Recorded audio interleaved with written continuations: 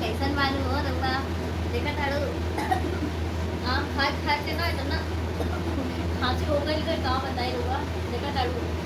आम का सीजन बा हो राजा आम का सीजन तो रउआ लोग सभी लोग पता बा हो इतनी गर्मी पड़ा तारू इतनी गर्मी पड़ा तारू हो राजा का बताई हो तो रउआ लोग तो सभी लोग तो बोला तारू गर्मी से बच के रहा ठीक बा और रउआ लोग आम का जूस पीना ना भूली रउआ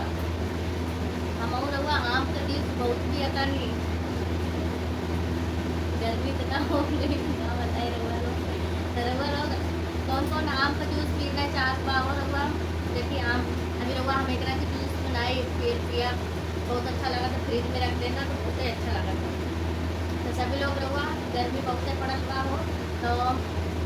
सभी लोगों का बोला तानी हो रउआ कि थोड़ा गर्मी से बच के रह लो आम का सीजन हो गए आम जरूर खाई ठीक बा बहुत अच्छा लगी रउआ आम से रउआ धूप वगैरह रहती है ना रउआ तो ओकरा से धूप नहीं लगती हो करेजा तो रउआ हम बहुत आम खाता नहीं पता बा इतना आम खाई बा हो का बताई तो सभी लोग रउआ गर्मी से बची और